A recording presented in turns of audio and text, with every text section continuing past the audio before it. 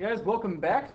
This is a video you should really store somewhere that you can get back to it or favorite it on your website or on your phone, because this is something you guys tend to struggle with because it's completely brand new to you guys. This is periodic trends. There are 4 of them. You're going to need to keep them separate in your minds because they sound similar, they react similarly, and they're completely different. So let's get into it. So the first one is atomic radius. The radius is just the size of the atom. We get a little bit different definition than what you got in algebra class. It's 1/2 the distance measured from the center of an atom to the center of an adjacent identical atom. So you've got your picture down here. It's not just from the middle of the circle to half, or half the diameter. It's from one center of one to the center of the other, then you half it. So it's slightly different. Kind of means the same thing if they match up circularly like that, but they don't always do that. So keep that definition in mind. So you've got your little picture over here on the top right that shows you how small this little guy is up here, helium, versus how big francium is way down here. So you can kind of already see the trend. With it's small of helium, it's big way down here with radon. So it's going to, if you want to put it in words, I'll put it up here for you. It's going to decrease across a period because of the number of protons. We'll talk about those in a bit, but you should already know what a proton is. And increases down a group. I like to say it increases down and it increases to the left. I'm sorry. So down to the left for an overall trend, it looks like this. So that's what I would draw if I were you. This is my small, and then it goes down here to my big, right there. So small, this is big. That's what I would draw. Easy enough. Now these next two sound very similar, and they might be kind of hard to keep straight in your mind. But ionization energy, here's the definition, it's the amount of energy required to remove, let me get something different than blue. Amount of energy required to remove one outermost, or valence, we talk about those later on as well, the electron from the atom. So you see down here, we're removing an electron. That's the definition. Keep in mind, ionization is removing an electron. So there's no little fancy map for this. You just kind of have to know the trend. So here it is in words. It increases across a period, and then it decreases down a group. So if it decreases down a group, way down here at francium is very small. And then you come up here, and it's big. And it increases across a period. So francium is very small. It increases way down here. So that right there is your highest ionization energy. So its overall trend goes up and to the right. That's what I would draw. That always keeps me straight. So that's ionization energy. The next one is very similar. It's electronegativity. So here we go. Now it's the attraction of an atom, of a nearby electron. Whereas ionization energy was the removal, the electronegativity is the attraction of one. Okay? So what's this trend? Here are your words. It increases across a period, and it decreases down a group. It's the exact same trend. So it increases across a period, so small at francium, big at radon, and it decreases down a group. So small at francium, big way up there, for an overall trend again of up and to the right. So very different definition, or actually very similar definition, very different meanings. One's a removal, one's an attraction, but the trend is the exact same. We'll talk about the slight differences in those as we move on. In class. So ionic radius, this is going to be something that's very confusing for you guys because you might not fully understand ions yet. That's fine. You don't need to understand ions yet because we talk about those very soon. But ionic radius, it's the size of an atom's ion. The ion form is a different size than the neutral states. Now we have 2 different kinds of ions. We have positive ions and we have negative ions. I'm going to introduce some new vocabulary to you right now because this is very, very important and you're going to see it throughout the rest of the year. But positive is a cation. See how the cation has a plus sign in it for T. A negative is an anion.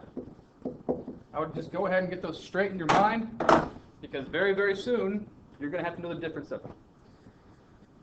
So what is the trend? It's not as easy as the last three have been. The ionic radius decreases at a cation. So as it becomes positive, it decreases. And it increases as an anion. And the ionic radius increases as you go down a group. So if you want it, there's a trend. It increases as it goes down the group, but it's not that simple. Because you got two ways you can go. You can go positive or you can go negative. You see your picture over here. When we become positive, we actually remove an electron. So this little guy, you see it's not here. It's gone. That's why the positive ion is smaller than the next. So this whole ring actually disappears. So if the ring disappears, the positive part of the nucleus, the protons, will have a greater effect on all of the electrons, and it'll suck them all in now. Now the other way is true as well. If we want to draw the same atom, same sodium atom, there's a dot, there's a dot, there's a dot, and we got two here, two here, two here, two here, and then here's this one with our one little guy right here. Okay, there's our same atom. Now become negative, become an anion. Let me just write cation over here. Cation. To become negative, instead of removing an electron, we're going to add an electron. So we're going to add another guy way over here at that green point. So as we become negative, I'll write cation or anion over here. Anion. Negative. Just like when we became positive, the positive nucleus will attract all the electrons closer to itself because it's spread out over fewer electrons. Now that we've added another electron, the proton force stays the same, but now it's distributed over more electrons, so everything's going to swell just a little bit. Now you don't really need to know those exact definitions. If you're going to say those definitions, it's very easy for you. But all you need to know is decreases as the cation, which is the plus sign, and forgot my thing, and increases as an anion. That's the negative sign. So now you see the cation anion has been seen 3 times on the slide. I hope you see that it's important to know that vocabulary by now. But let's go practice. This is a great chart. Hopefully I can print these out and give them to you in class. But you see how everything except for one trend points up and to the right, and that trend is the atomic radius. Not ionic, but the atomic radius. That's the outlier that goes down and to the left. So this is a good chart for you guys to memorize. Or at least be able to visualize it in your head. But which element is larger? Rubidium or lead? So lead is way down here. I can't really see which one's which. Lead is right here. And rubidium is way over here. So which one is larger? Okay. Well, rubidium has a higher period, and lead has a higher group. So if we look at our atomic radius, this one's small, rubidium is larger. There we go. It's farther over to the left than it is to the bottom. What is the largest element? Well, we talked about it earlier. This little guy who occupies this box is the largest. That's actually francium. So there's your largest, francium. What is the most electronegative element? Well, if we follow electronegativity, it increases to the right and increases up. So we really don't talk about the noble gases at all. So this is what I want you guys to do. Circle that because they don't react. We don't really consider the noble gases part of these trends. So what we are going to do is consider that halogen that occupies that box right there. That's fluorine. So that is our most electronegative. Keep in mind, noble gases don't count.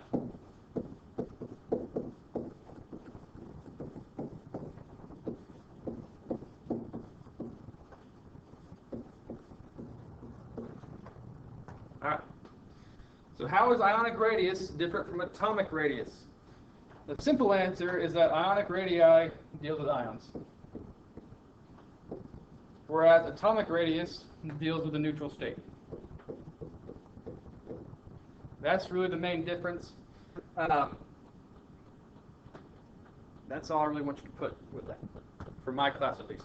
If you're watching this from another class, check with your teacher, see if they want something more specific than that, but for my class, this will be adequate. Okay, which element has a higher ionization energy? Potassium or gallium?